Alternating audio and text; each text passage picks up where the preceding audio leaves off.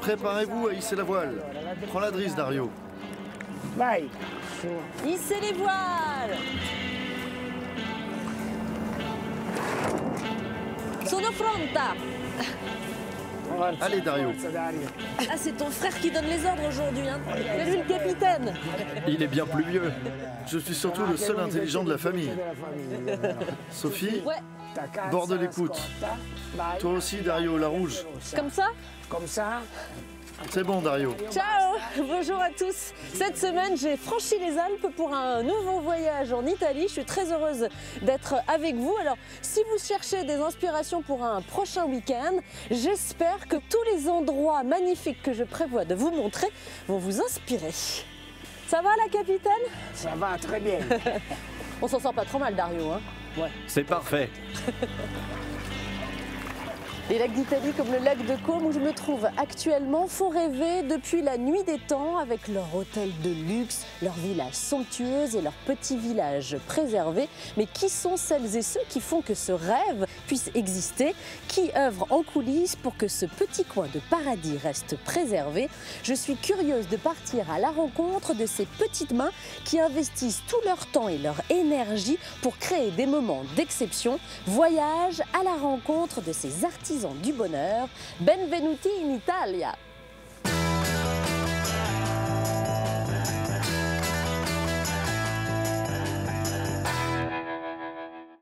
Bienvenue dans un monde où tout est beau. Comme le disait Coco Chanel, les camélias sont si belles qu'elles n'ont pas besoin de parfum pour nous charmer. C'est incroyable. Ici, c'est la maison de Georges Clooney. Ah, bah on va se faire offrir un café. Un monde en quête de perfection. Je suis en train de tailler ces arbustes. C'est du buis, la plante caractéristique de ce jardin à l'italienne. Tout doit être bien précis, comme vous pouvez le voir. On va peindre le plat avec 3 couleurs. C'est comme si on était dans un atelier d'artistes. Sophie Jovillard se met à l'heure italienne. Un voyage en Lombardie, c'est 1000 ans de bonheur. Jeu de mots. C'est un travail que je fais avec beaucoup de plaisir. C'est fantastique d'aller distribuer le courrier sur cette île qui est entourée de si beaux paysages. Ah, encore une facture. Et se laisse charmer. Tu as la forme de visage parfaite pour porter un chapeau. Oh bah merci, c'est gentil ça. Bonjour les enfants, bienvenue. Jusqu'à retrouver son âme d'enfant. C'est comme très impressionnant là de rouler sur ce circuit. Un circuit, c'est fait de lignes droites, de courbes, de chicanes. Voler me procure une sensation de joie, de liberté. Tout le stress part dès que je m'envole. La magie des lacs italiens. Eh oui, qu'est-ce qui se passe? À vivre sans attendre. Ah, là on est bien là. Merci la vie.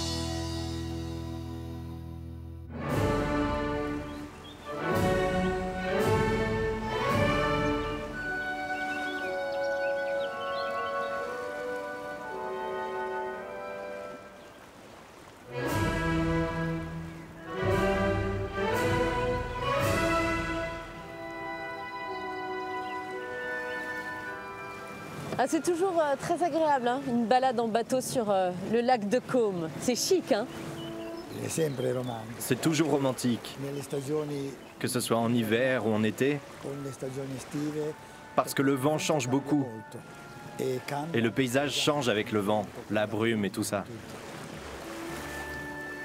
Alors depuis le lac, quand on est sur l'eau comme ça nous permet d'admirer les magnifiques villas, les somptueuses villas du lac de Côme. Là, on passe devant une maison qui appartient à qui? À Versace. Ah ouais. Elle a appartenu à Versace jusqu'à sa mort.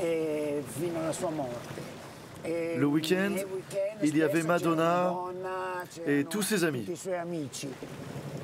Ce lac de Côme, il a toujours un pouvoir d'attraction très fort, hein. De nombreux artistes sont venus ici, des compositeurs, des écrivains, des acteurs. Oui, Visconti par exemple a acheté une villa.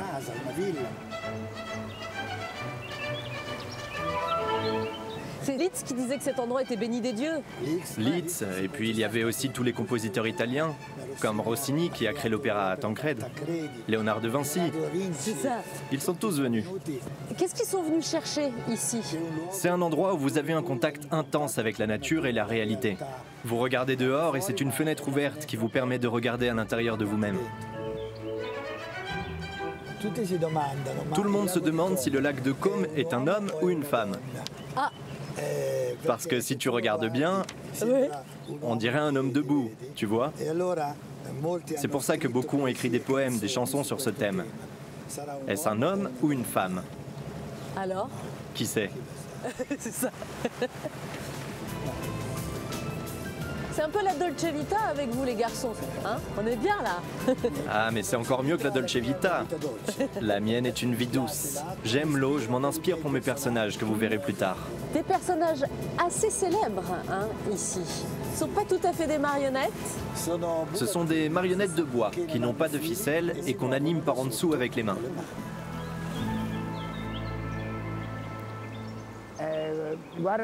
Regarde Sophie, voici l'île Comacina, la seule île du lac de Côme. Elle est habitée cette île? Non, c'est une longue histoire. Aujourd'hui, elle est déserte et inhabitée. Mais avant, 5000 personnes y ont vécu pendant l'Antiquité. Ah ouais. On va faire un petit tour? Tu me montres? Oui, on y va. Ouais.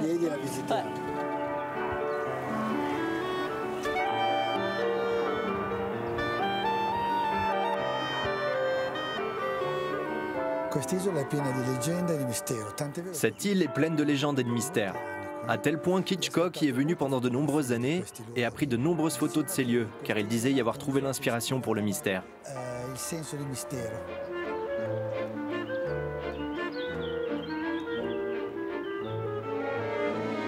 Toi, ce que tu aimes, c'est vraiment raconter des histoires et des légendes. Tu veux pas qu'on résume le lac de Côme à ses hôtels de luxe et à ses villas somptueuses? Il existe des traditions très anciennes qui sont maintenues en vie, comme par exemple les marionnettes, ou les arts des pêcheurs et les arts des bateliers. Donc, en fin de compte, il ne s'agit pas seulement, comment dire, d'un monde artificiel fait pour les touristes. C'est un monde vivant qu'il est merveilleux d'apprendre à connaître en entrant dans ces histoires.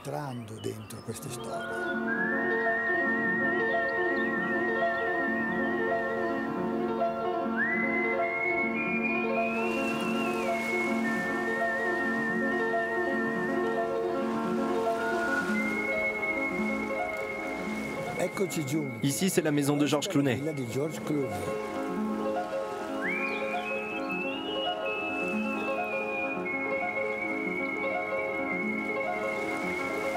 Ça mord, comme on dit chez moi?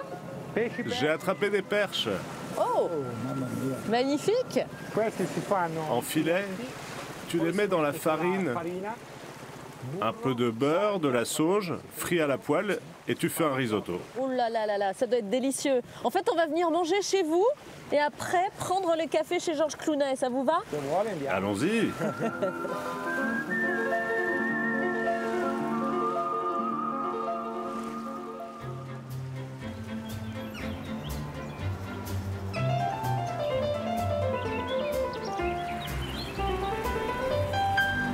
Si de nombreuses stars se sont installées ici, ce n'est peut-être pas un hasard. Déjà sous la Renaissance, la région était le lieu de villégiature préféré des grandes familles milanaises. Pour impressionner leurs visiteurs, ils faisaient bâtir des palais avec à leur pied des jardins luxuriants, comme en témoigne celui de l'Isola Bella. Avec ses jardins suspendus en terrasse, ornés de sculptures datant du XVIIIe siècle, il est l'un des joyaux du lac Majeur.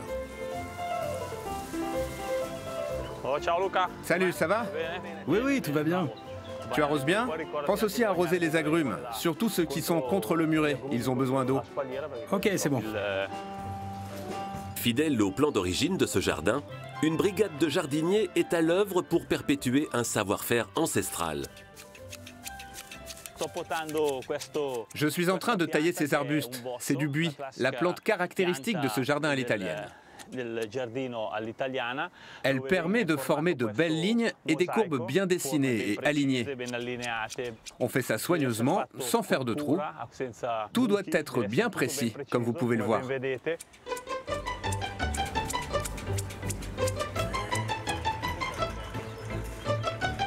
Jardinier en chef, Mario officie depuis près de 40 ans dans les allées de l'Isola Bella. Lui et son équipe veillent sur 200 variétés de fleurs.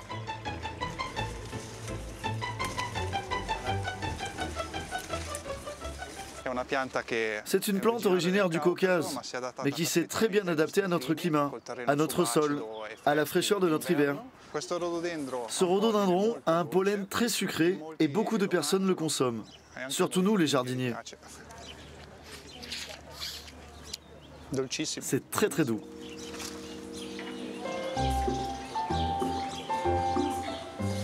Aujourd'hui, les jardiniers doivent réaliser un bouquet pour décorer l'intérieur du palais. On peut mettre ces belles tulipes, ça fera des belles couleurs. Voilà, comme ça. Et puis un peu de genêt et du rhododendron. Il est très beau cette année.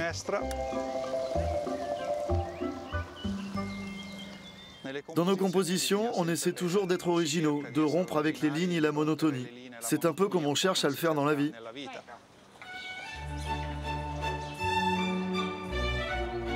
Comme on le faisait à l'époque baroque, les jardiniers continuent d'embellir le palais.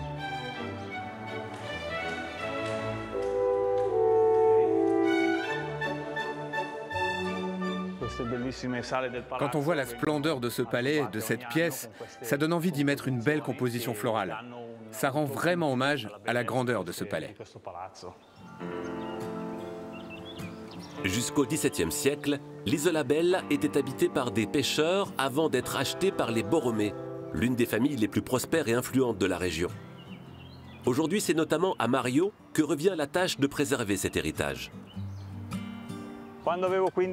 Quand j'avais 15 ans, j'ai commencé sur cette île qui s'appelle l'Isola Madre. Après avoir passé 10 ans là-bas, je suis venu travailler ici, sur l'Isola Bella, et j'y resterai jusqu'à ma retraite. Honnêtement, ça m'a toujours plu de travailler dans cette ambiance. Je m'y suis toujours senti bien. Ça fait partie de ma vie. Je suis autant attaché au lieu qu'à mon travail.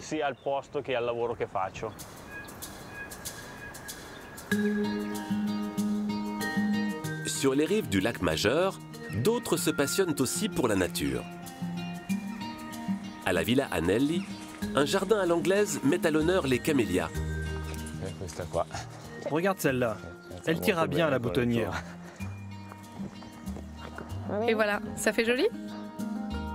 Avec plus de 400 variétés, dont certains plants datant de 1800, Andrea et Orsola ont de quoi être émerveillés. Celle-ci, c'est l'élégante. Botaniste de formation, c'est à sa famille qu'Andrea doit son goût pour les camélias. Les premières photos de moi remontent aux années 70, quand j'étais à côté des camélias qui étaient encore tout petits, et maintenant ils ont bien grandi. Toute la famille s'est mise à cultiver ces camélias, et c'est devenu un véritable engagement. Et l'histoire que je trouve la plus romantique, c'est le fait que dans votre famille, vous dédiez les camélias aux femmes de la maison. Le camélia est une fleur romantique, mais c'est aussi une fleur qui symbolise la force. Comme elle fleurit avant toutes les autres, elle a beaucoup de résistance et de courage. Ancienne chargée de relations publiques, Orsola a décidé de changer de vie quand elle est tombée amoureuse d'Andrea et de ses camélias. Comme le disait Coco Chanel, les camélias sont si belles qu'elles n'ont pas besoin de parfum pour nous charmer. C'est incroyable. Et c'était vrai, regardez.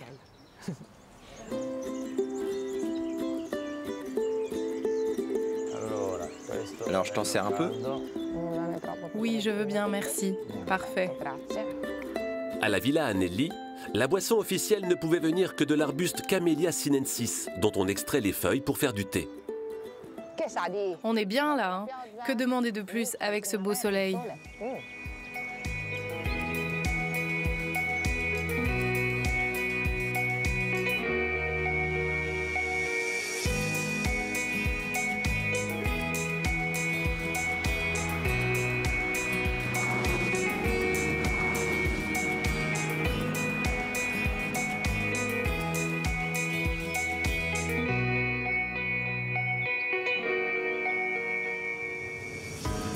Bon Dario, on a quitté les lacs de Côme, je le retrouverai un petit peu plus tard. Je vais enfin pouvoir découvrir ton monde.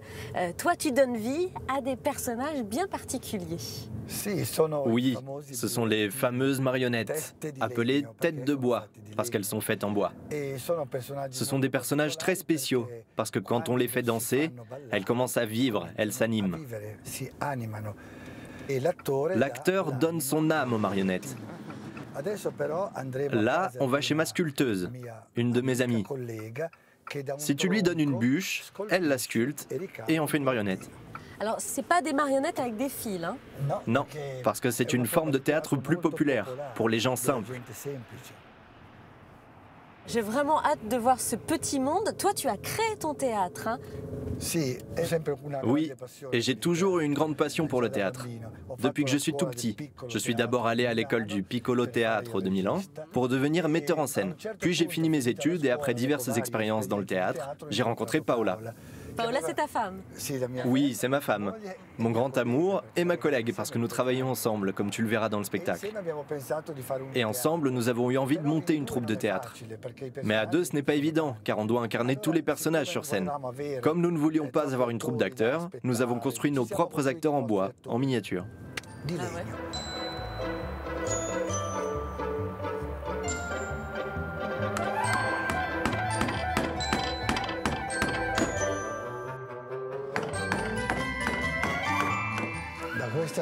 Viens Sophie, en haut de cet escalier, c'est là que commence le monde spécial des marionnettes.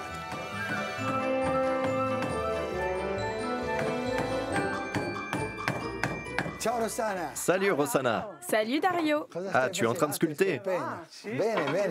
Bonjour Rossana. Mes personnages sont prêts? Oui. Je te présente Sophie. J'adore votre atelier. Ravie de faire ta connaissance. Moi aussi, ravie de vous rencontrer.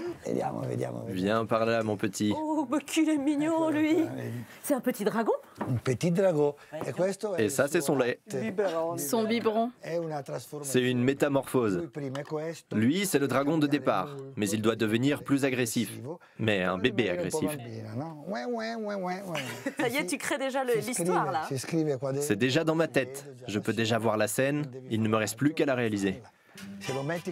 Comme ça, ça ressemble à un simple objet en bois. Mais si tu le prends, il devient vivant. Il faut évidemment deux choses.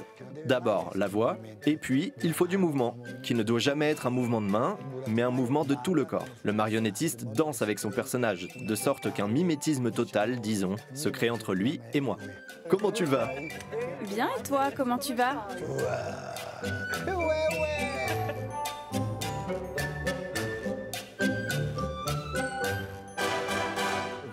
Merci Rossana. Je suis heureux de retrouver mes autres amis marionnettes. Avec plaisir, je suis contente pour toi. Avec qui je pars? Dario ou Sophie? Je m'en occupe, merci. Allez, à bientôt Rossana, merci. Ciao, ciao.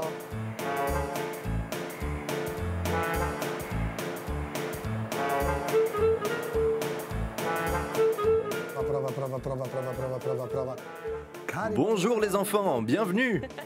Ça y est, t'es dans ton personnage là, je reconnais le costume d'Arlequin. Oui, le costume d'Arlequin. Bon pied, bon œil. Paola, passe-moi le masque s'il te plaît. Et voilà. Ah, mais Paola est là aussi, elle se cache. Elle va jouer Colombine. Oui, je suis prête.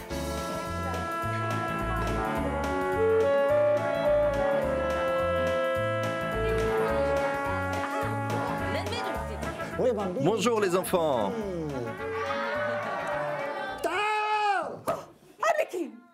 Je suis mort. Mort? Mort de faim. Mais je t'aime plus que tout. Arlequin, montre-moi à quel point. Je vais te le prouver. Je vais venir derrière et te le prouver. Colombine, j'arrive.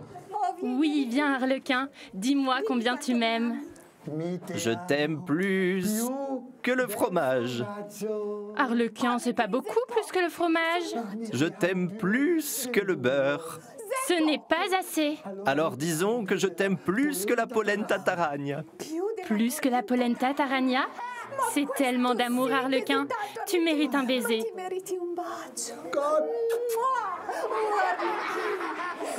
On voit que les enfants réagissent à tout et vous donnent beaucoup. Hein?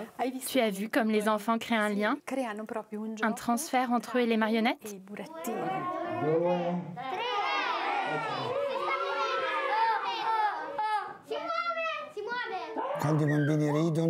Quand les enfants rient, on ressent une force immédiate pour réagir avec le personnage. Parce que le personnage a un poids physique. Il pèse 2 kilos. Donc si on est pris par la fatigue, tout devient difficile.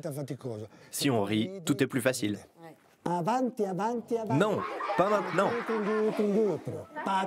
Quand tu entends ton nom, Patato, tu sors. Dis-moi, que fait un bébé dragon à peine né?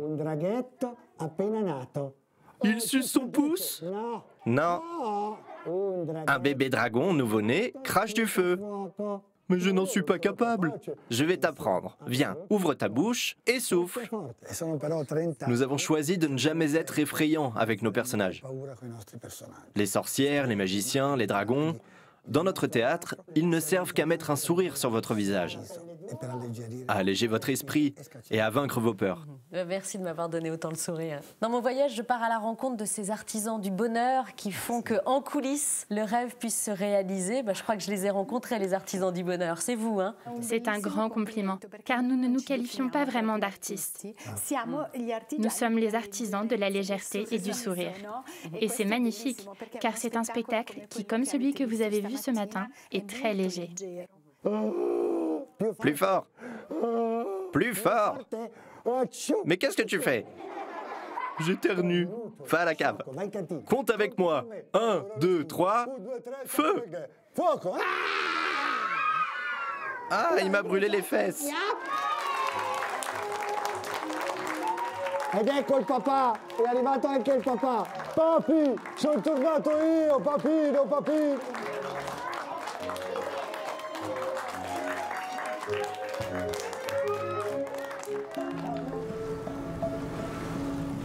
Dans la région des lacs italiens, il y a des artisans du bonheur pas comme les autres, et que tout le monde attend avec impatience. Domenico, le facteur, vient rompre l'isolement de ce village posé sur le lac majeur. C'est un travail que je fais avec beaucoup de plaisir. C'est fantastique d'aller distribuer le courrier sur cette île qui est entourée de si beaux paysages.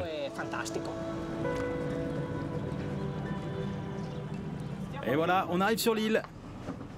Merci, à tout à l'heure. Surnommé l'île des pêcheurs, ce petit village a perdu de nombreux habitants au cours de son existence. Aujourd'hui, ils ne sont plus qu'une vingtaine de personnes à recevoir le courrier distribué par Domenico. Je vais commencer ma journée de travail. Alors, voyons ce que j'ai à distribuer. Des factures, des lettres, de la publicité. Allez, on se met au travail. Bonjour, j'ai votre courrier. Très bien, j'arrive tout de suite. Et voilà, c'est tout. C'est tout? Oui, il n'y a rien d'autre. Bonne journée.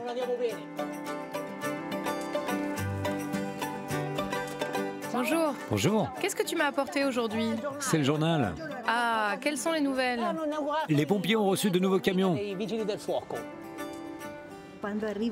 Quand notre postier arrive, ici c'est presque un événement parce que c'est l'occasion de faire un peu la conversation. C'est comme recevoir un ami qui vient sur l'île. On passe vraiment un bon moment.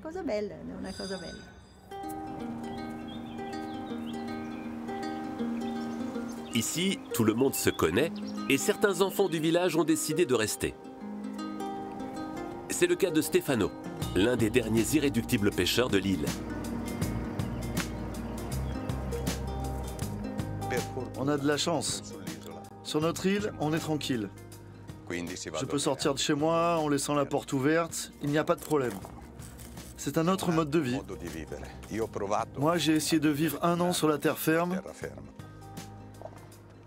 mais ça a été une souffrance, parce qu'il me manquait le contact humain. Sortir de sa maison et dire bonjour à quelqu'un, c'est ce qu'il y a de plus beau.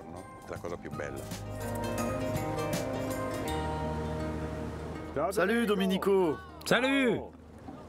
Comment était la pêche aujourd'hui? Pas terrible. Tu as du courrier pour moi? Oui, tiens, voilà.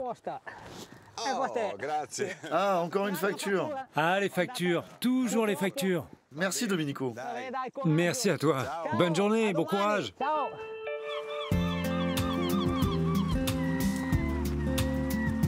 En dehors de quelques touristes, Domenico est l'un des rares terriens à se rendre sur l'île tout au long de l'année.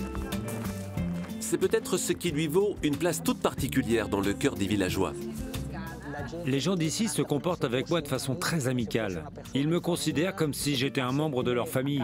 Ils m'accueillent comme si je vivais avec eux. Et puis en plus, si on ajoute à ça l'environnement, le lac, il y a beaucoup de choses qui rendent mon travail très épanouissant. À sa façon, Domenico réussit à maintenir le lien social de l'île. À une cinquantaine de kilomètres de là, dans le village d'Oria, ce sont les habitants eux-mêmes qui se battent pour conserver un esprit de convivialité. Fausto, Franco, comment ça va? Je vous amène un peu de farine pour la polenta. Ça va aller, il y en aura assez? Oui, ça va, merci. Il y en aura assez pour tout le monde, c'est bon. Parfait, merci à vous, à tout à l'heure.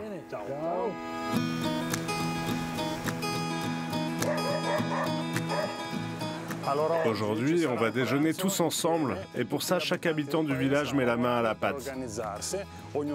Ça va être un bon moment à passer entre voisins. C'est très amical.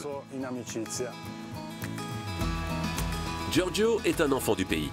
C'est tout naturellement qu'il a eu envie de devenir le maire d'Oria il y a près de 10 ans pour défendre ses traditions.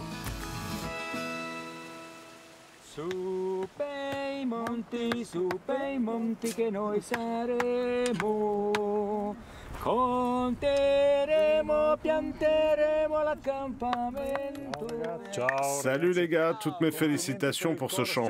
Je vois que vous avez aussi beaucoup travaillé pour rénover ces murs. Oui, on a refait les pierres en travaillant avec le marteau et le burin. On a positionné les pierres de façon à ce qu'elles soient plus solides.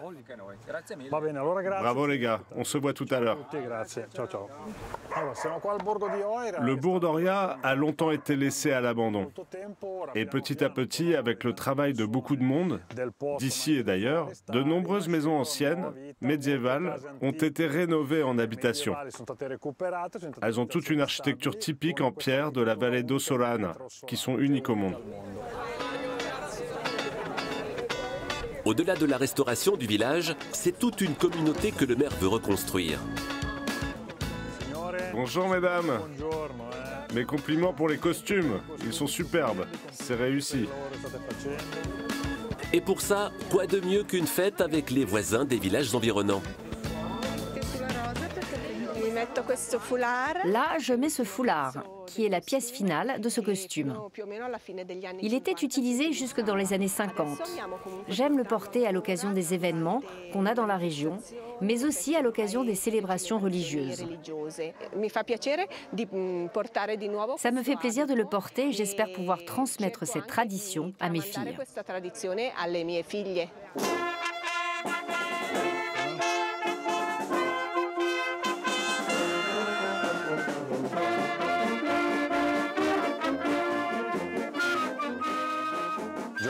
Une journée comme ça nous montre que le bourg commence à attirer de plus en plus de monde.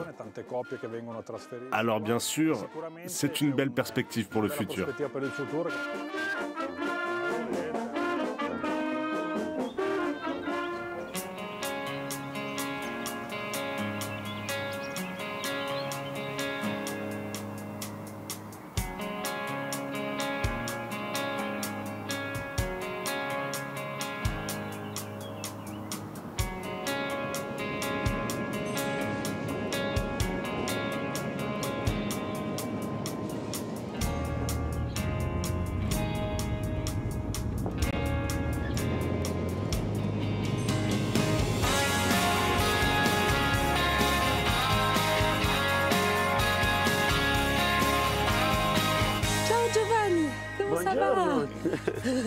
Quelle vue, dis donc! Oui, c'est magnifique. Nous sommes à Brunate. Nous sommes à 800 mètres d'altitude. Aujourd'hui, le lac de Côme est vraiment calme et tout s'y reflète incroyablement, comme dans un miroir. Ah, si je suis avec toi aujourd'hui, c'est parce que tu aimes beaucoup la région aussi du lac de Côme et la nature qui l'entoure. Oui, la nature est très importante ici. C'est un poumon pour toute la Lombardie. Et la nature m'inspire beaucoup. Disons que ça fait partie de mon travail. car je viens d'une famille de 3 générations de fleuristes. Et ensuite, je suis devenu chef cuisinier. Donc je cuisine aussi avec des fleurs. Je te laisse prendre quelques photos et puis on va y aller, car c'est une journée chargée qui nous attend. Oui, t'as du travail, t'as du travail. J'en profite, voyons, on va faire une petite photo, tous les deux.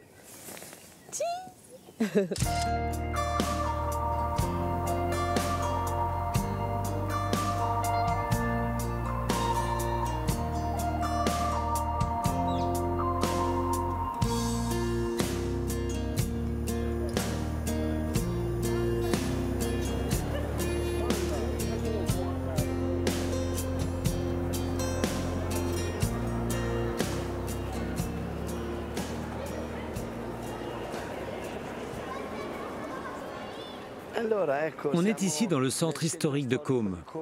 Voici l'église de San Fedele. Nous sommes ici parce que je dois finaliser des décorations florales pour un baptême. Mais aussi parce que c'est moi le futur parrain de l'enfant qui va être baptisé. Ah oui, donc double responsabilité. D'accord, on n'est pas là en touriste, là tu dois travailler un peu. Exactement.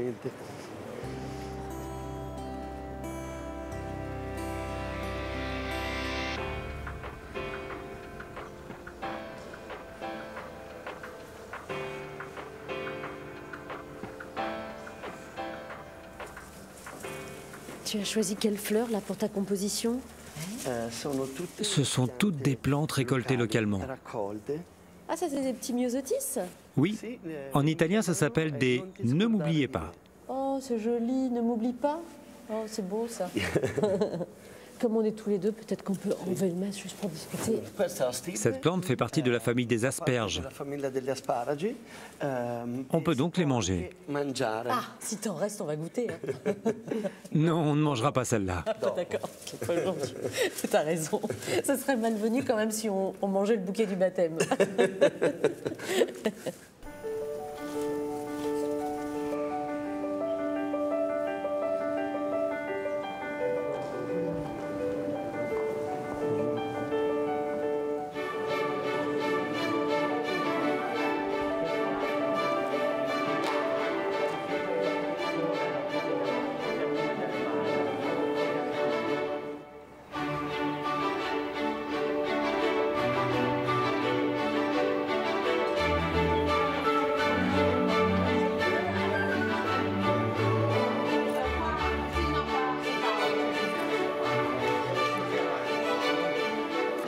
Elle a plus de cheveux que son père. Merci le copain, merci. Hein.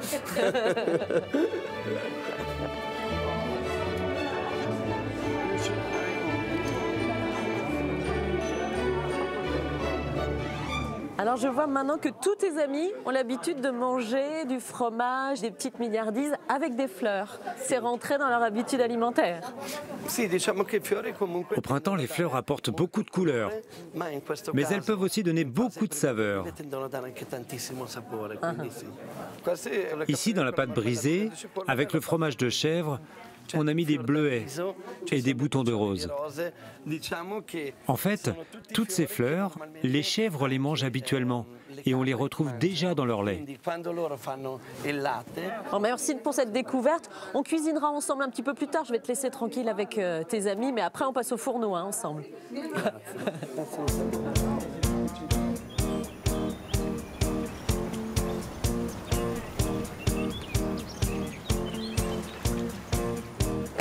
Ciao Giuseppe. Hop.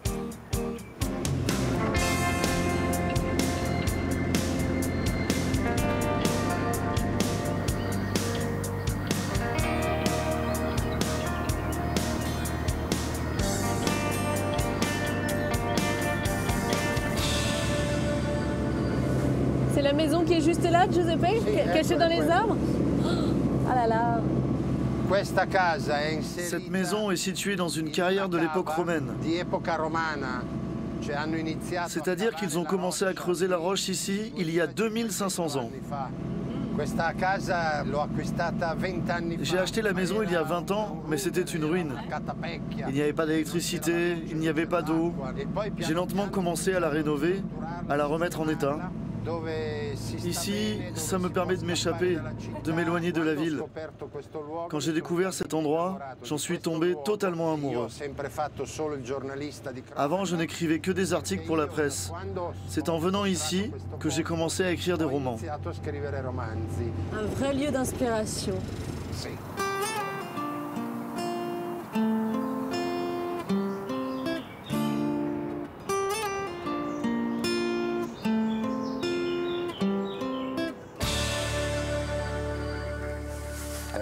Oh, que c'est chaleureux chez vous. Vous parlez de refuge, mais c'est aussi un petit nid. Oui, c'est un nid où je me réfugie.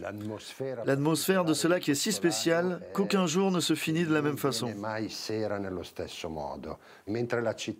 La ville est très souvent répétitive, alors que le lac, la nature environnante, les couleurs, les lumières sont différentes chaque jour. Il n'y a jamais un moment où le soleil se couche de la même façon. Maintenant, tu peux profiter de toute la maison et aller voir ta chambre.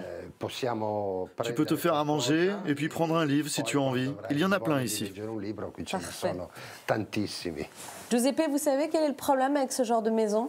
Non. Non, c'est qu'une fois qu'on l'a découverte, on a envie de rester, on ne veut plus partir. Ah, et alors rimani. Ouais, mais je reste alors. Je m'installe.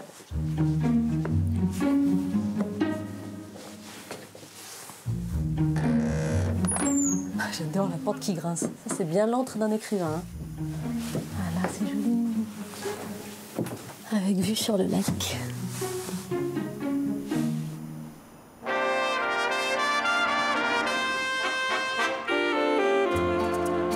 Ces 20 dernières années, le tourisme a explosé sur le lac de Caume. Et les hôtels de luxe, toujours plus nombreux, n'y sont peut-être pas pour rien. Parmi eux, il y en a un qui fait figure d'exception. On arrive au Grand Hôtel Tremazzo. C'est très beau, merci.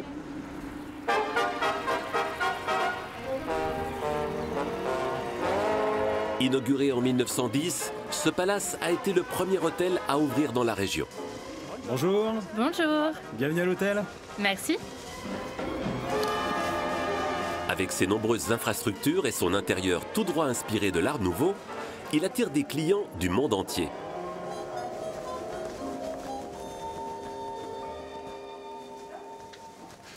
Bonjour à tous. Pour répondre à leurs exigences, une équipe de choc est à l'œuvre. On en est où avec le champagne spécial qu'on devait mettre sur le rooftop? Le champagne de 1970 a été commandé et il a été livré hier soir. On est prêt. Ok, tout est parfait, à tout à l'heure.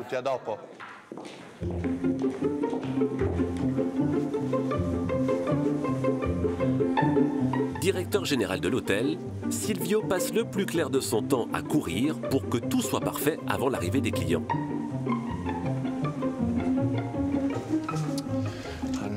Bon, alors on va jeter un coup d'œil à la salle de bain. Ah, ça ce n'est pas centré. Voyons ce lit. Il est très bien fait. Voilà. Tout doit être contrôlé au millimètre près. Quel soleil, mamma mia! Je suis arrivé ici en 2013, après avoir fait un tour d'Europe dans des endroits superbes comme Milan, Londres, Florence. Mais je dois dire qu'ici, j'ai trouvé mon petit coin de paradis.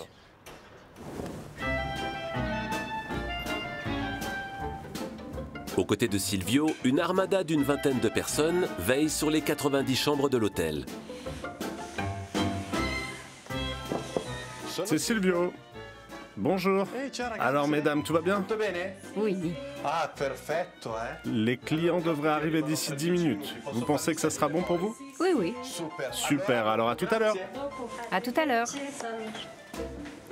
À 4 600 € la nuit, Silvio ne néglige aucun détail. Quoi de plus normal que de les accueillir avec un mot personnel? Dans notre hôtel, on doit souvent répondre à des demandes particulières, et je m'en rappelle d'une qui était vraiment incroyable. Il y a un client qui voulait faire une surprise à sa copine. C'est ici qu'il lui a demandé de l'épouser. Il a fallu organiser une sortie en hélicoptère, organiser un feu d'artifice en face de la piscine et le jour suivant, un tour en montgolfière. On a tout organisé en seulement 24 heures. C'est pour ça que je fais ce métier. C'est le métier le plus beau du monde. J'adore rendre les gens heureux.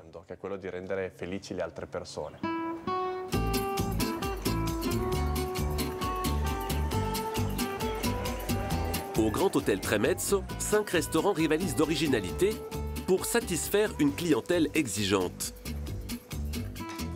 Bonjour chef, comment ça se passe ici? Ça va, et toi? Très bien, je vais contrôler 2 ou 3 choses. Oui, allez-y.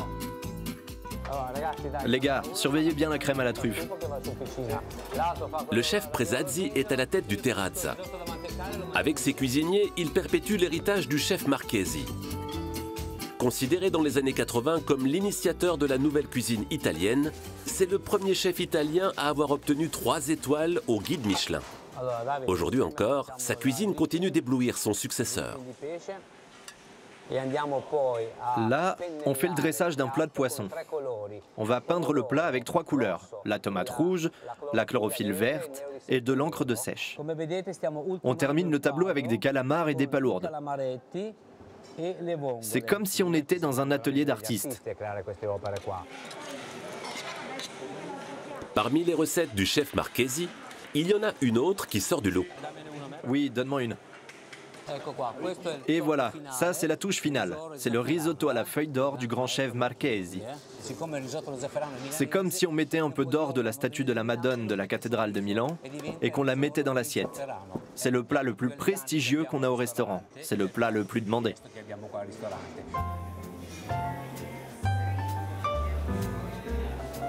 Quand le ballet des serveurs commence, c'est la fin de journée pour Silvio et ses collègues.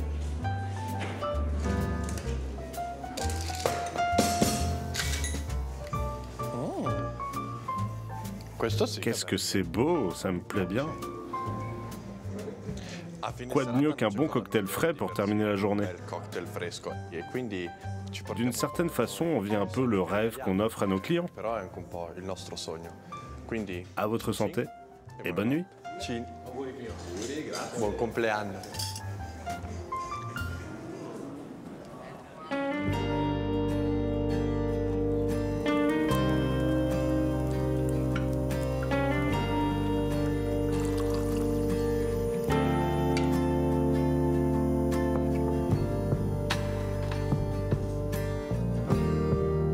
Le lac de Côme. Tout est tendre et noble, tout parle d'amour et rien ne rappelle les horreurs de la civilisation.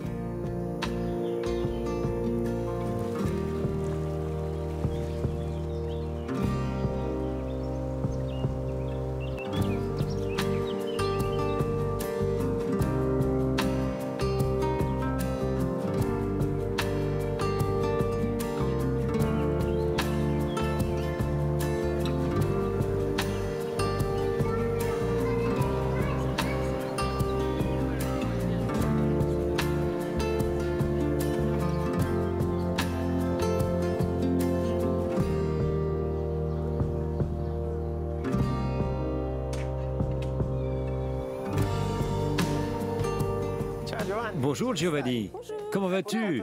Tu as amené une amie? Je l'accompagne dans les beaux endroits. On va te faire découvrir quelque chose de spécial, la bresaola de la Val Chiavenna. Donc, d'abord, il faut préparer la viande. Ça, c'est de la viande de bœuf? Du bœuf, exactement. On commence par préparer ce mélange de sel et d'épices qu'on appelle le tannage. Puis, on va enrober la bresaola avec ce tannage. On va la placer comme ça et elle restera là pendant une semaine. Ok. Ici, on est dans une cave à vin. C'est l'endroit idéal pour faire vieillir de la viande? Oui, exactement. Non seulement pour les vins, mais aussi pour les fromages et la charcuterie. C'est un endroit idéal comme un réfrigérateur naturel. Grâce au tunnel, l'air vient directement du milieu de la montagne. Ça maintient une humidité et une température constante toute l'année, entre 7 et 9 degrés. D'accord. Nous sommes en fait dans une grotte. Mais maintenant, à mon avis, il est temps de le goûter. Mais je suis d'accord avec toi. Qu'est-ce qu'on attend d'ailleurs?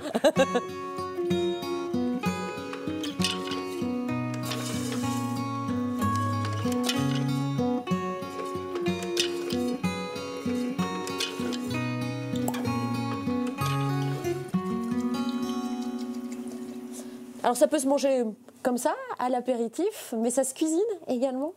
Oui, il est très bon servi en apéritif. Mais en cuisine, il donne le meilleur de lui-même. Comme par exemple pour un beau risotto. Ah ouais. Et bien sûr, sans oublier de rajouter des fleurs. Ah ben non, avec toi on n'oublie jamais les fleurs. Mais je suis curieuse de voir comment tu le prépares dans un risotto. Dans ces belles vallées, il y a plein de fleurs. Exactement le genre que j'aime.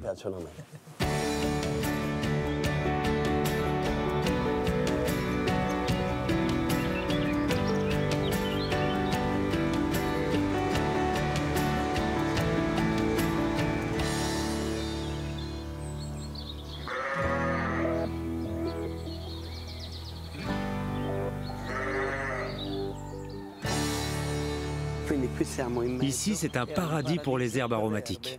Alors, c'est ici qu'on va trouver tes petites herbes. Ce sont des orties sauvages. Mais regarde plutôt ça. C'est une achelosella. C'est comme de l'oseille. Oh, excuse-moi, j'aime pas trop. Un peu comme du citron. Ah ouais, c'est plutôt comme un vinaigre, hein? C'est un peu acide. Mais ça, tu peux l'utiliser en cuisine. Oui, absolument. Cru. Il est excellent pour les salades. Cuit, c'est parfait pour le risotto et les pâtes. Est-ce que tu as quelque chose de quand même un tout petit peu plus doux à me faire goûter? Essayons de voir ce que nous trouvons alors. Ça, c'est des petites pâquerettes. Oui, ce sont des pâquerettes. Habituellement, on dit « elle m'aime beaucoup »,« pas du tout »,« beaucoup »,« pas du tout ». Mais autrement, c'est excellent à manger. La plupart des herbes que l'on trouve ici, à l'état sauvage, sont bonnes. Elles contiennent un peu de sève, un peu d'eau et un peu de la vie de ces montagnes.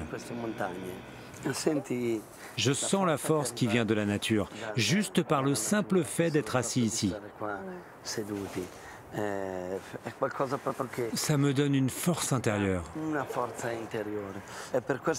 Et c'est pourquoi j'ai aussi décidé, au fil des années, de ne plus avoir de magasin de fleurs. Car vous devez acheter des fleurs que peut-être vous ne vendrez même pas. Pour faire pousser des fleurs, il faut de l'énergie, parfois artificielle.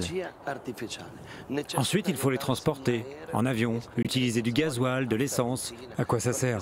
Bon, écoute, on va choisir des petites fleurs pour toi, mais avant, on s'offre une petite pause. Viens, on fait une petite sieste. Ah, là, on est bien, là. Merci la vie.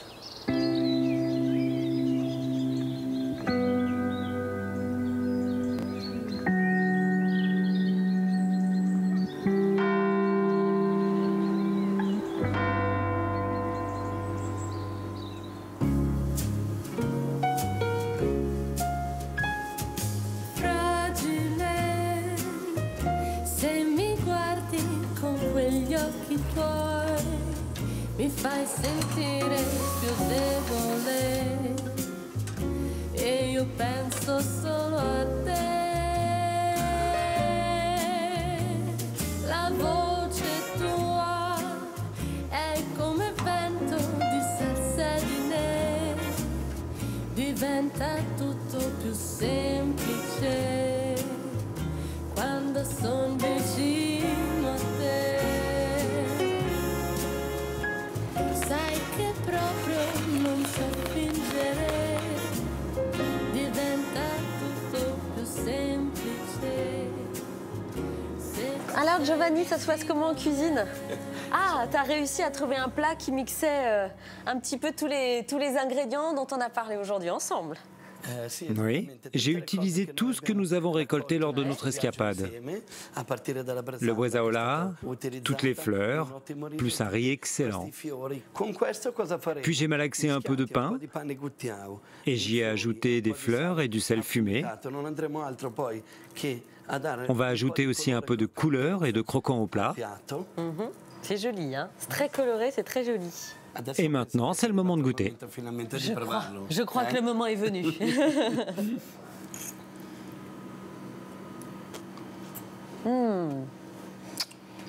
Magnifique. Merci beaucoup, c'est très bon, hein? Voilà une assiette dans laquelle il y a quelques saveurs de la Lombardie, hein? Merci, merci pour tout en tout cas.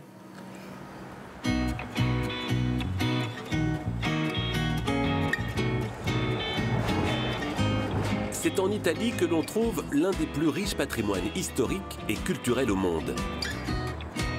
Aujourd'hui encore, nombreux sont les jeunes Italiens et les jeunes Italiennes à avoir une fibre artistique. À chacun son savoir-faire. Je dois me dépêcher parce que je suis un peu en retard. Ça, ce sont mes chaussons que j'utilise. Sans ça, je ne peux pas danser.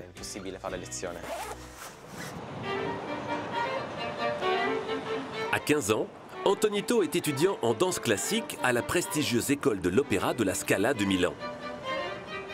C'est dans cette salle que les plus grandes œuvres de Verdi, Rossini et de Puccini ont vu le jour. De célèbres danseurs étoiles sont aussi passés par les rangs de son école. C'est désormais au tour d'Antonito de tenter sa chance. Pronti? Ancora, più en dehors, più en dehors. En dehors, en dehors. Su, giù, vai. Tram et up. Viaggia, viaggia, viaggia, viaggia. Ruota. Guidé par cet ancien élève de l'école, Antonito et ses camarades répètent leur placement et la coordination de leurs mouvements en vue d'un prochain spectacle. Stai qua. Gira il naso. Non troppo indietro il collo, Sergio, normale. E grande tombe a destra. Vai, viaggia, viaggia, viaggia. Ok, no, stop, riposo.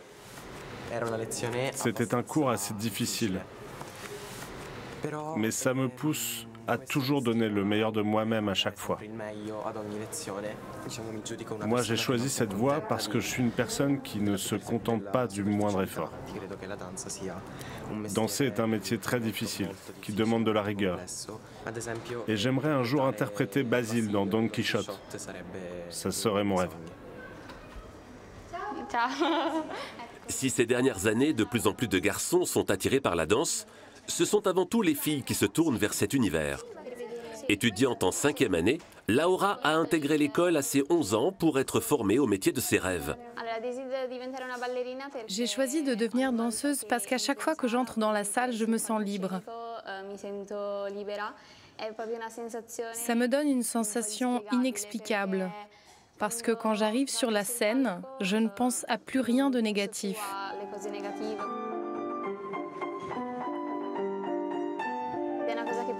Ça me fait tellement de bien que j'en oublie la douleur.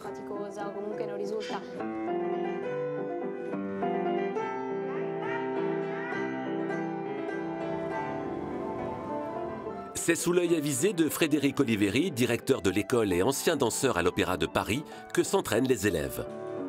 C'est lui qui a repéré Laura lors d'une audition, alors qu'elle était encore toute petite.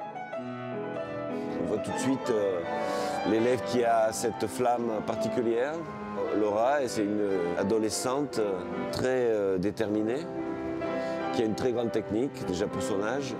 Et dès qu'elle est sur scène, elle a une aura incroyable. Et cette lumière qu'il y a derrière elle, elle portera toujours. Donc c'est vraiment, pour moi, un talent de donneur. À l'image de Laura et de ses camarades, d'autres jeunes essayent de percer dans le milieu des arts. À Crémone, ils poursuivent l'héritage d'Antonio Stradivari, l'un des plus célèbres luthiers de l'histoire. Pour apprendre à fabriquer des violons d'exception, ces élèves de l'école de Cremonensis déboursent chaque année 15 000 €. Un prix très conséquent qu'ils sont prêts à assumer pour avoir un suivi personnel. Tu t'occupes de la partie bombée? Oui, je m'occupe de la courbe, elle est encore un peu épaisse. Je vais regarder.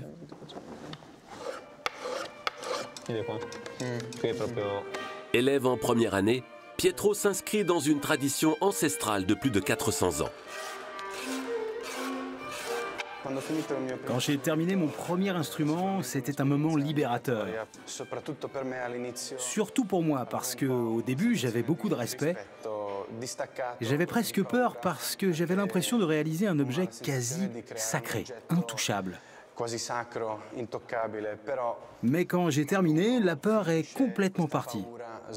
Et ça a été un très beau moment.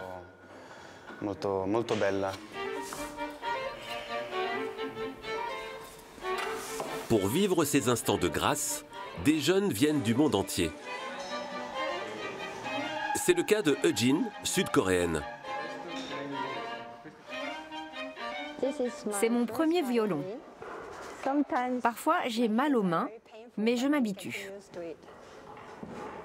Rien ne prédestinait Eujin à devenir luthière. Ancienne employée dans une grande entreprise, elle a décidé de tout quitter après avoir vu un documentaire consacré à ce métier. Ce n'était pas une décision facile à prendre, parce que j'ai dû abandonner ma carrière et un salaire stable. Mais je suis très heureuse maintenant. Et en plus, les Coréens adorent la nourriture italienne. Et les gens sont très gentils, donc c'est vraiment un endroit agréable à vivre.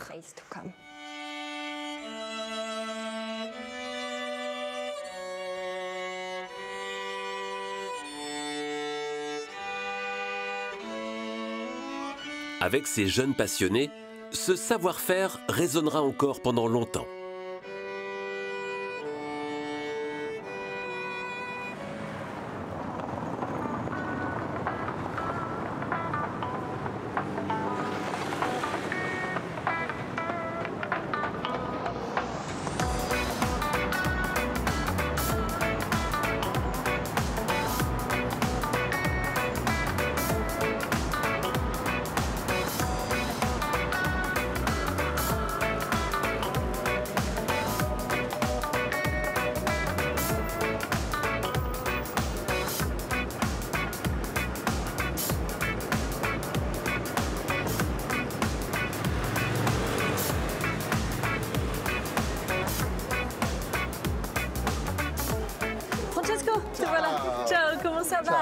Ça va. Ton cours est terminé? Oui, j'ai fini mon cours à l'Académie des Beaux-Arts. Quel type de cours il y a ici? Différents cours de photographie, design. J'enseigne au département de mode. Bon, alors si tu le veux bien, aujourd'hui je vais faire un peu ma touriste parce que j'ai envie de visiter les lieux les plus remarquables, les plus emblématiques de Milan. Ok, je vais faire le touriste tranquillement avec toi. Et après on va dans ton atelier. Yes. Ouais. Alors aujourd'hui j'ai mis mon chapeau. Noir, ça te paraît bien triste parce que toi tu fais des créations beaucoup plus... Oui, un peu plus colorées. Je savais que le noir ça allait pas te plaire comme ça. Allez, on en parle plus tard, on y va.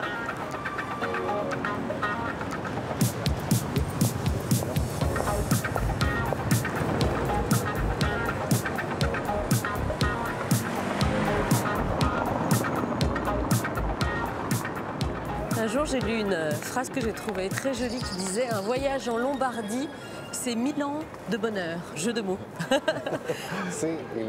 Le nom latin de Milan, c'est Mediolanum, qui signifie littéralement « terre au milieu ». Ça indique que Milan est un carrefour de commerce et de culture.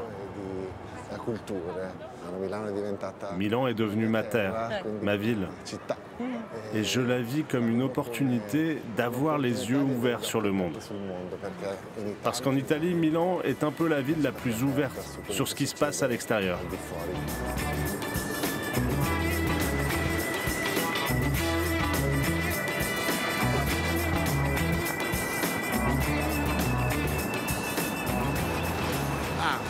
Voici la fameuse Scala, un des théâtres les plus importants du monde.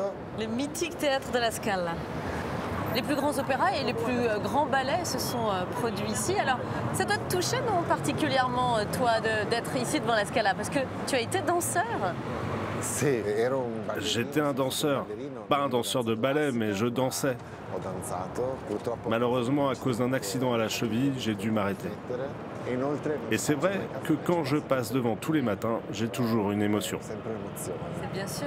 Finalement, tu t'es exprimé artistiquement autrement. Ouais, voilà. J'ai transposé cette émotion de la scène dans mes chapeaux. Avant, c'était surtout avec les pieds, et aujourd'hui, c'est avec les mains.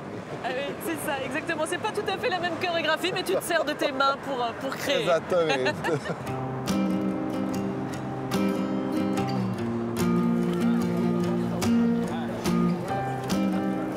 À Milan sans faire une petite photo quand même du Duomo. C'est un peu l'icône quand même de Milan. Hein. Le Duomo de Milan a une histoire particulière, car il a été construit sur 4 siècles. C'est un mélange de styles, surtout du gothique, jusqu'au sommet du toit qui date des années 1800. Tout en haut, il y a aussi la célèbre Madonnina, entièrement recouverte d'or, qui est la sainte patronne de Milan. Dans les temps anciens, aucun bâtiment ne pouvait dépasser sa hauteur, car elle devait protéger tout Milan. Alors on parle de quoi? D'une centaine de gargouilles, plus de 100 aussi statues, les flèches, on les compte plus. Exactement. C'est un édifice qui n'a pas toujours fait l'unanimité. Certains trouvent sa façade un petit peu chargée. Moi, j'ai envie d'y voir aujourd'hui un peu un clin d'œil à la mode, finalement, qui fait l'histoire de Milan, parce que c'est un peu de la dentelle de marbre. Oui, c'est une bonne métaphore.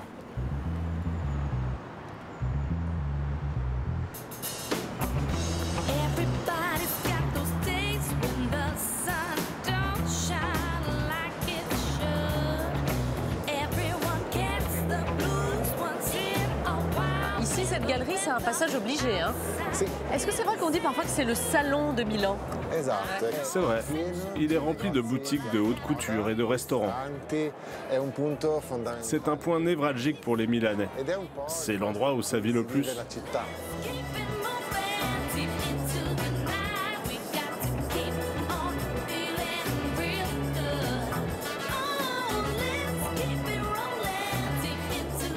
Je suis sûre que maintenant que tout le monde cède à la mode d'Instagram et des selfies, que c'est un des sites les plus photographiés de Milan.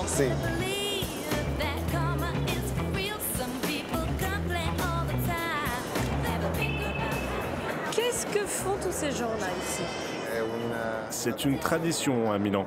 Tu dois faire 3 tours dans le sens inverse des aiguilles d'une montre sur toi-même, sur ton talon. Ok. Tu fermes les yeux Je vous en prie, monsieur. et tu attires la chance. Buona fortuna. À moi alors. Ok, chiudi gli occhi. Tu fermes bien les yeux. Ah oui, il ne faut pas perdre l'équilibre non plus. 1, 2 et 3. C'est bon. Un pauvre taureau. Hein.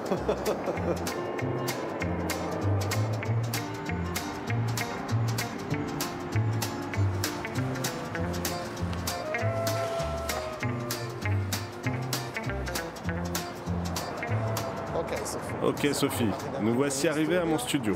Entrons et commençons à travailler. Tu vas enfin pouvoir me faire découvrir ton univers. J'adore toutes ces petites fleurs là. C'est très délicat. Hein? J'ai pensé à créer ce chapeau pour toi. J'ai choisi le rouge parce que j'ai pensé que les couleurs chaudes pouvaient mettre en valeur ton visage. Et un peu de noir parce que le noir est toujours élégant. Il peut donc donner une touche supplémentaire de calme. Ça me touche beaucoup quand même que tu crées un chapeau rien que pour moi, en pensant à moi, que je sois une source d'inspiration. Merci, c'est très gentil. Je vais mettre une petite fleur.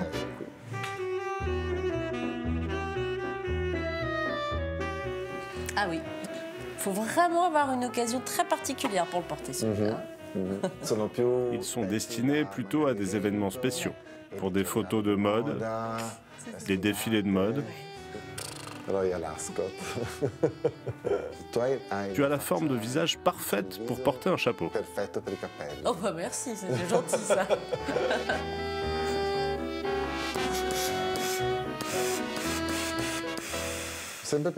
J'ai toujours pensé que le chapeau est un accessoire qui donne beaucoup de personnalité.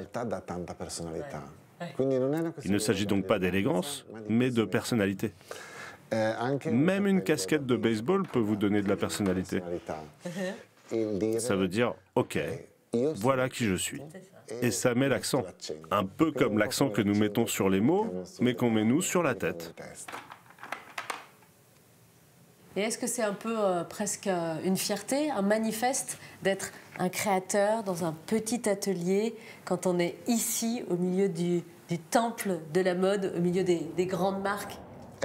C'est important parce que quand j'ai commencé à faire des chapeaux, je les faisais dans ma chambre.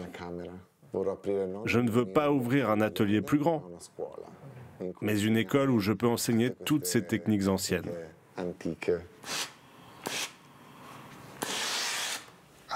Maintenant, tu peux l'essayer. Oh là là, j'adore. Ah, il est très beau. Merci beaucoup.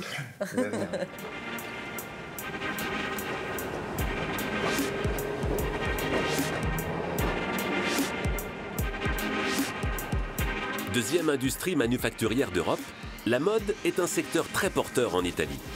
Chaque année, elle brasse un chiffre d'affaires d'environ 80 milliards d'euros. Dans le quartier d'or de Milan, les créateurs tentent de tirer leur épingle du jeu. Ah, je trouve ce vêtement vraiment intéressant. Quel style! C'est non-genré, c'est la nouvelle vague de la mode. On voit bien que ce complet est conçu pour les hommes, mais ça pourrait très bien être porté par une femme. Ancienne journaliste politique, Paola est tombée par hasard dans la mode, alors qu'elle devait remplacer une collègue tombée malade. Depuis, elle a pris goût à cet univers et en a fait son sujet d'expertise. Notre style vestimentaire se caractérise par un sens de l'élégance classique, minimaliste. Ce qui fait aussi toute la force du style italien, c'est la qualité de ses vêtements. On est reconnu dans le monde entier pour cette qualité. C'est pour ça qu'on produit beaucoup en Italie. Salut, ça va? Oui, très bien, et toi? Ça va. Pour son prochain article à paraître dans le quotidien le plus lu d'Italie, Paola a rendez-vous dans l'atelier du styliste Alessandro Dell'Acqua. Là, c'est notre nouveau corset qu'on a réalisé à partir d'un tissu qu'on utilise pour les manteaux. Et là, c'est une jupe très longue, dis-moi. Oui, exactement. On pourrait presque dire que c'est une ceinture-jupe. Et Alessandro, on peut parler de cette pièce? C'est un body fait de strass qu'on peut porter sous un manteau ou un pull. Je m'inspire beaucoup du cinéma néoréaliste italien de Rossellini, Visconti, de Sica, et aussi de leurs actrices. Elles ont toujours été mon obsession. J'ai toujours travaillé là-dessus, sur la sensualité.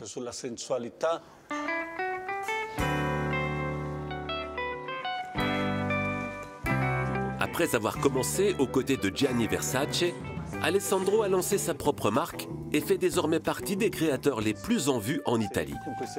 Là, il y a des bretelles à l'intérieur. Comme lui, dans les années 90, des jeunes essayent de percer dans le milieu de la mode. Celle-là. Non, je pense qu'il vaudrait mieux de l'uni, quelque chose de plus simple. Avec l'aide de sa colocataire styliste, Simonetta doit trouver la tenue idéale pour une séance photo. Alors dis-moi, ça me va bien? Oui, c'est la tenue qu'il te faut, je valide. Aujourd'hui, je dois faire un shooting pour une marque de foulard. C'est pour ça qu'on a choisi une tenue simple qui mettra en valeur les motifs du foulard. Heureusement, j'ai Cecilia qui chine beaucoup et m'aide à choisir mes vêtements. Merci beaucoup, à très vite. Direction Nesso, un village médiéval sur les bords du lac de Côme.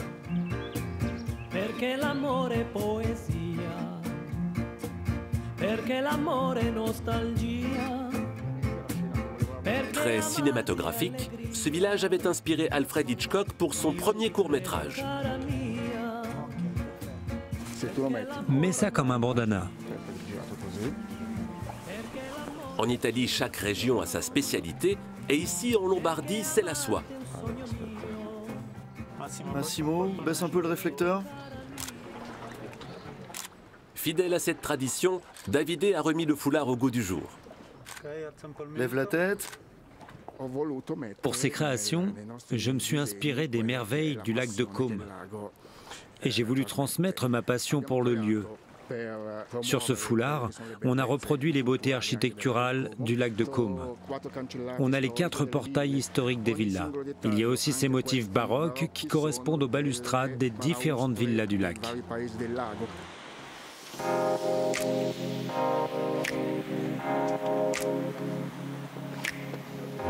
Tiens, tu peux te mettre là.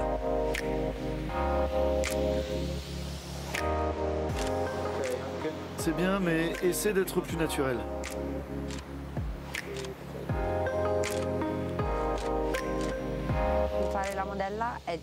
Quand on est passionné par la mode, c'est vraiment très plaisant d'être modèle. Parce que ça permet de comprendre tout le processus de création d'une collection. Ça permet aussi de découvrir des endroits superbes et porter des vêtements d'une certaine qualité. Celle-ci est vraiment très bien. Bravo à tous. Bravo, merci, bravo.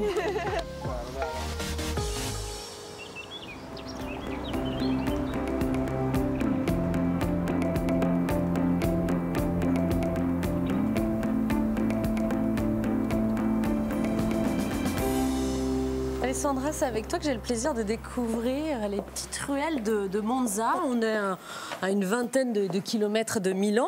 Il y a un célèbre circuit automobile ici à Monza. Et t'en es la directrice. Exactement. Et d'ailleurs, c'est assez unique qu'une femme dirige un circuit automobile aussi célèbre que le tien. Exactement. Oui, je suis la seule femme dans le monde. Est-ce que tu comprends que ton métier fascine tous les passionnés de sport automobile? Oui, en plus, ce circuit est le plus vieux d'Europe. Il a été construit en 1922. Je suis vraiment impatiente que tu me racontes ton parcours et surtout que tu me montres le circuit. Mais si tu veux bien, avant on prend un petit peu le temps. Il faut que tu me parles sur toute cette cathédrale de Monza. Ah ouais, elle est sublime. Le portail date du 6e siècle après Jésus-Christ. Et il a été reconstruit au XIIIe siècle. Alors c'est drôle parce qu'on a l'impression que cette façade qui est exceptionnelle est un peu faite de réglisse et de sucre. Mais en fait, c'est du marbre, tout ça. Ouais. Oui, du marbre de deux couleurs, noir et blanc. Et ici, c'est vraiment une belle grande place. En fin de journée et le dimanche, il y a beaucoup de monde pour prendre l'apéritif. Ça, le moment de l'apéritif, c'est sacré en Italie. Ah, si, c'est sacré. Ah oui, l'apéritif plus que le thé. Hein.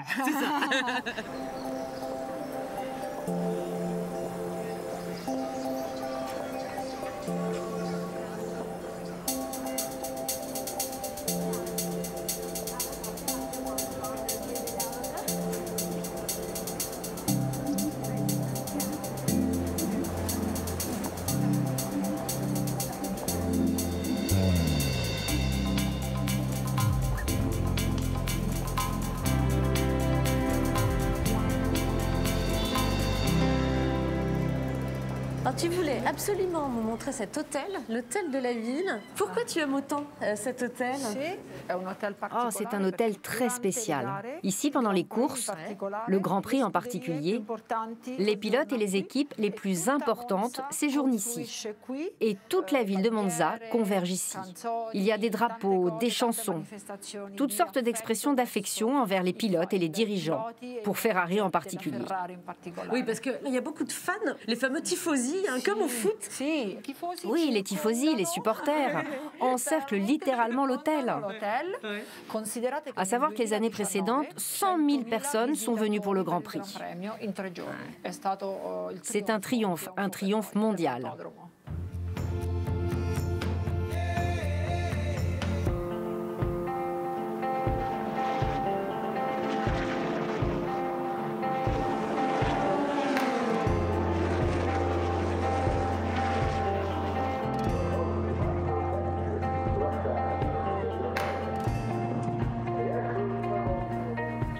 Sont jolies ces vieilles voitures. Oui, elles appartiennent au plus grand collectionneur d'Alfa Romeo. C'est à ce monsieur-là, toutes ces voitures? Monsieur Caiani. Monsieur Caiani. Bonjour, monsieur. Okay. Bonjour. Bonjour, monsieur Caiani. Elles sont à vous, toutes ces jolies voitures? Oui. Vous l'avez emprunté, vous, le circuit de Monza à bord d'une voiture? Oui, bien sûr, plusieurs fois. Oui, c'est un grand pilote. Qu'est-ce qui représente le circuit de Monza pour vous?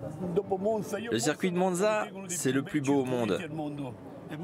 Monza, c'est la piste où j'ai commencé à courir quand j'étais très jeune. Monza, c'est l'histoire. C'est une page d'histoire.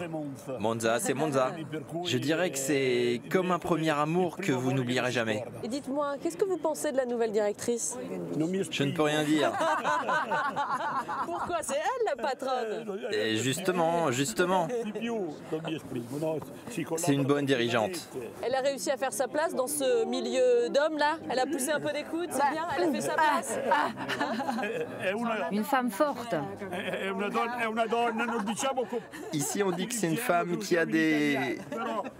Une femme forte. Très forte.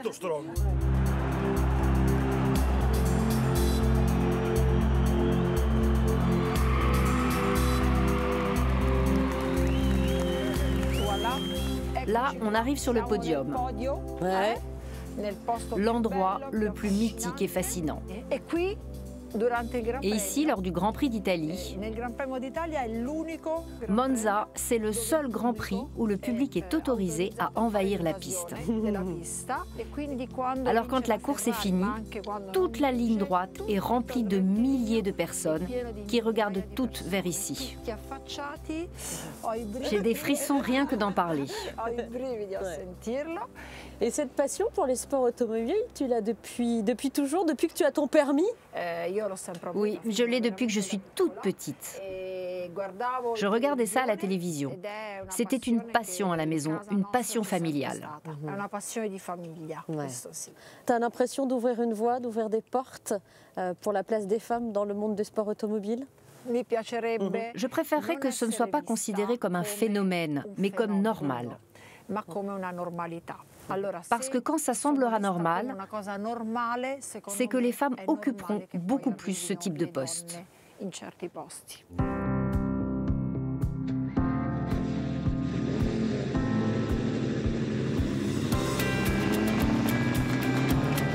c'est parti.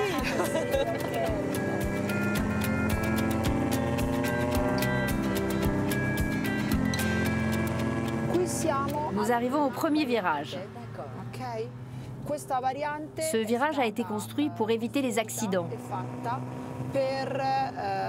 car la ligne droite était trop dangereuse. C'est pour empêcher d'aller tout droit. Ce bruit-là, c'est la bordure. D'accord. C'est comme très impressionnant là, de rouler sur ce circuit.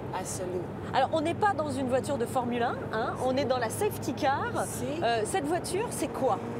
C'est la voiture qui vient dans la ligne droite lorsqu'il y a un accident. Elle oblige tous les conducteurs à ralentir et à maintenir une certaine vitesse. Un circuit, c'est fait de lignes droites, de courbes, de chicanes. C'est ça qui fait tout l'intérêt de ce circuit. Et d'accélération.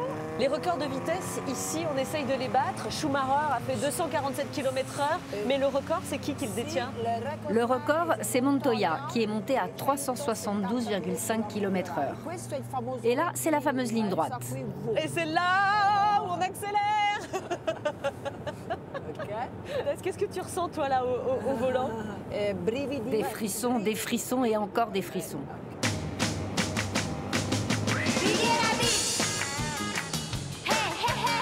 On change? Tu prends le volant? Ok, c'est moi qui conduis. Oh là là, tu me fais un sacré cadeau là. Je peux pas quitter Monza sans essayer le circuit. Exactement.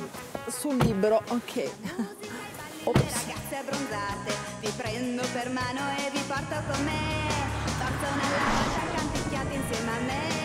Bon, c'est pas une Formule 1, mais il y en a sous le capot quand même, hein. Ok. Ça y est, tu sens la tension, Sophie? Oui, un peu, je dois te l'avouer, oui. C'est le premier virage. Ok. Tu dois tourner à droite ici. A destra. Wow. Allez, dai. Ça va? Ça va alla grande.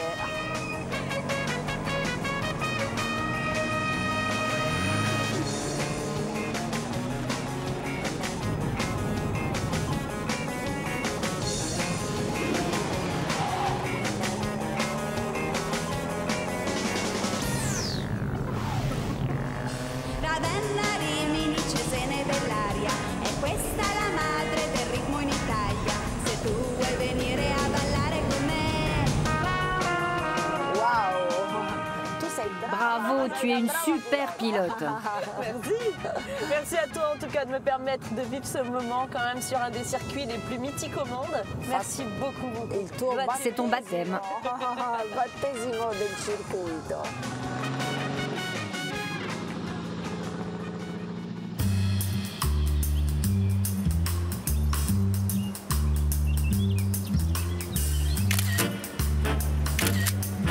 Celle-là te plaît? Ah ouais, c'est super beau. En dehors de la Formule 1, il y a une autre star dans la région. Sur les bords du lac de Côme, c'est l'hydravion. C'est sur le tard, après 40 ans, que Francesca a décidé d'apprendre à piloter. Et quoi de mieux que de le faire dans l'école de Côme, qui possède la plus grande flotte d'hydravions de toute l'Europe.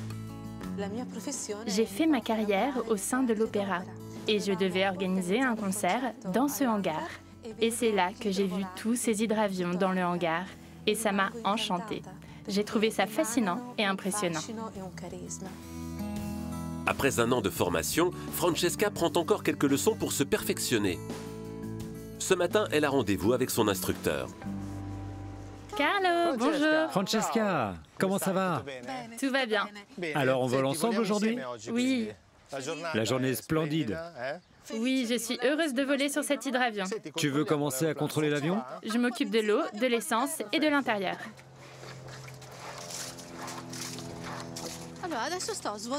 Je suis en train de vider l'eau des flotteurs.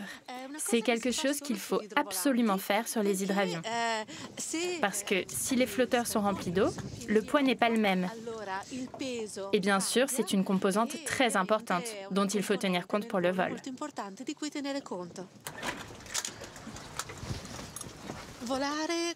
Voler me procure une sensation de joie, de liberté.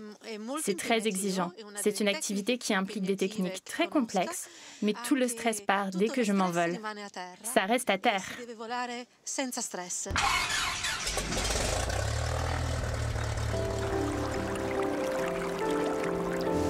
Allez, c'est parti. Voilà, comme ça. Si le premier vol expérimental a été réalisé sur la Seine au début du XXe siècle, c'est désormais sur le lac de Côme que les pilotes européens viennent s'entraîner. Comme Francesca, ils profitent de conditions idéales pour voler et d'un paysage à couper le souffle. Regarde comme c'est beau aujourd'hui. On voit bien le lac. D'ici, on a une vue privilégiée.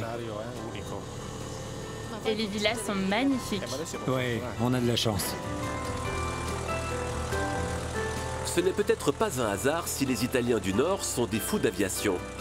C'est dans cette région de l'Italie que Léonard de Vinci a vécu et a imaginé des machines volantes dès le XVe siècle, bien avant l'invention des hydravions.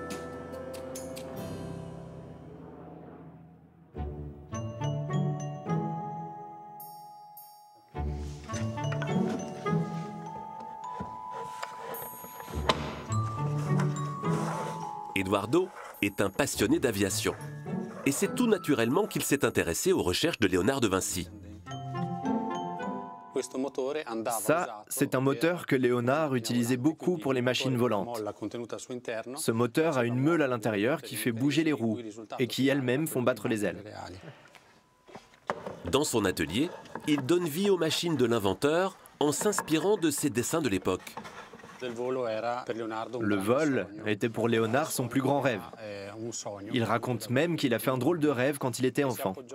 Un oiseau est venu se pencher sur son berceau et a posé son aile sur sa bouche. Léonard a écrit que depuis ce jour, voler était devenu son destin. Plus tard, il a réalisé de nombreux projets de machines volantes. C'est à Milan, au musée Leonardo III, que ces machines, toutes plus étonnantes les unes que les autres, sont mises à l'honneur. Cette machine est très particulière. Pour celle-ci, Léonard a cherché à faire battre les ailes à travers un mécanisme très complexe.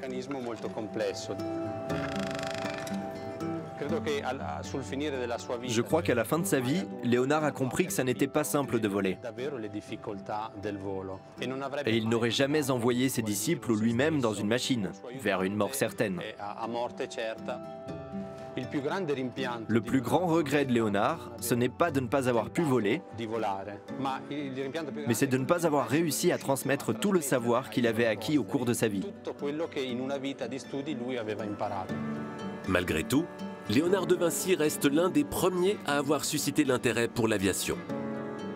Il faudra attendre le début du XXe siècle pour que des hommes concrétisent son rêve et prennent enfin de la hauteur pour découvrir l'Italie autrement.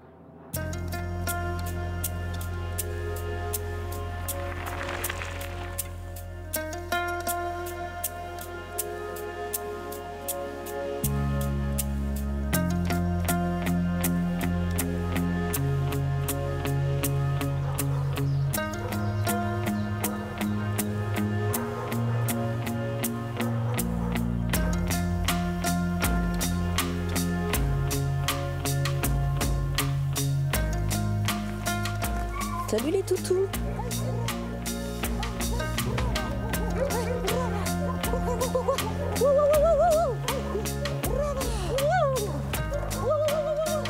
Ciao Viola, bonjour. Bonjour Sophie, comment vas-tu? Ça va et toi, je peux venir te rejoindre? Bien sûr. Par contre, je vais juste te donner quelques informations. Quand tu rentres, essaye d'être très détendu. Ne regarde pas les chiens dans les yeux. Ne fais pas de mouvements brusques. Tous ces chiens étaient utilisés pour des combats par la mafia et les gens faisaient des paris. Ils apprennent donc ici à être des chiens et à cohabiter avec des humains. Bon, bah écoute, je vais essayer de me faire accepter. Ok. D'accord. Je te donne un petit bout de jambon. D'accord. Pour devenir leur ami. Bienvenue. Merci beaucoup. Viens, là, viens. Voilà. Je crois que je me suis fait de nouveaux amis assez rapidement. Hein. Ils aiment les femmes. Ces chiens préfèrent les femmes. Pour quelle raison? La raison, c'est que ce sont des femmes qui vont les récupérer dans des endroits horribles, les ramènent et les sauvent. Ces chiens rapportent énormément d'argent à la mafia. C'est au 3e rang après la drogue et la prostitution. Ils vivent dans des conditions terribles, dans des cages. Ils ne connaissent ni herbe, ni ciel, ni contact humain. De nombreux bénévoles, dont moi, luttent contre ce système, organisent des groupes de travail avec les policiers et des groupes d'intervention et tentent d'en sauver le plus possible. J'ai déjà sauvé plus ou moins 1000 animaux.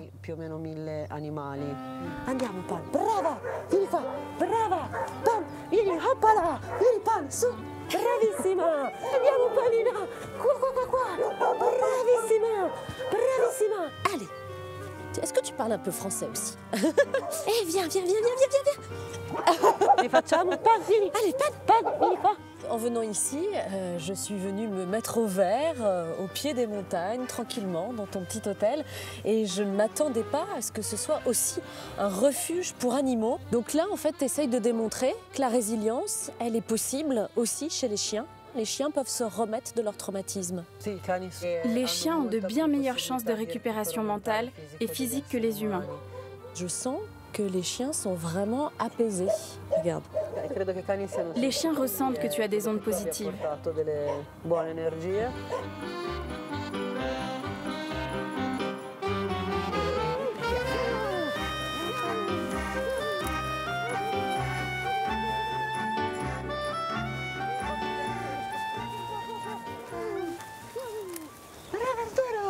Comment tu fais là pour les appeler? T'as un petit cri de ralliement, j'ai l'impression, c'est ça? Brrr. C'est ça? Brrr.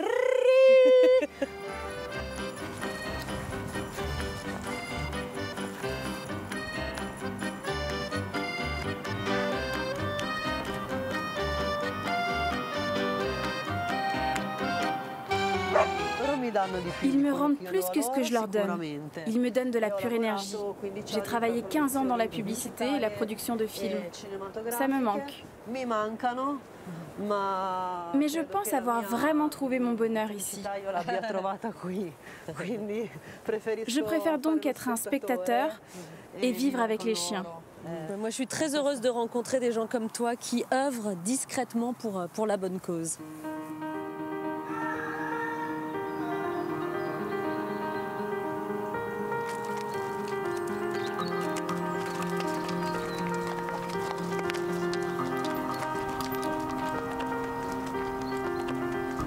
Est-ce que ces chevaux, comme tes chiens, ont aussi été traumatisés? Oui.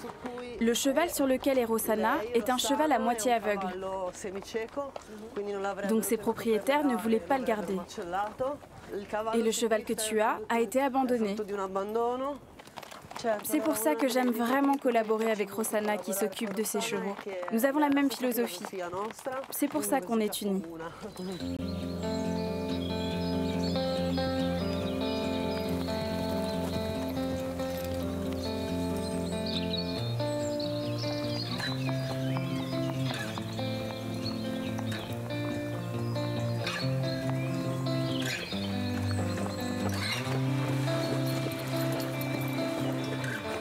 C'est l'heure du spa.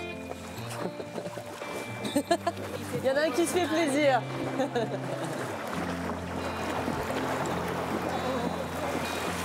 Ah, ça te fait du bien, ça, hein, de marcher dans l'eau. Et ouais, ça fait du bien. Ils ont l'air vraiment d'être très heureux là. Les grands espaces, c'est idéal pour les animaux et les êtres humains. Tu as choisi un petit coin de paradis, un endroit où tu es heureuse pour toi et pour les animaux? Disons que c'est la partie du lac de Côme que j'aime le plus. C'est l'un des meilleurs endroits où rien ne manque. Les montagnes, l'eau. C'est beaucoup plus facile d'établir des relations profondes et saines avec les animaux ici. Rossana et moi, nous aimons la liberté. La liberté pour les animaux, mais aussi la nôtre. Eh oui! Qu'est-ce qui se passe? Qu'est-ce que c'est? Eh oui! Ça fait du bien!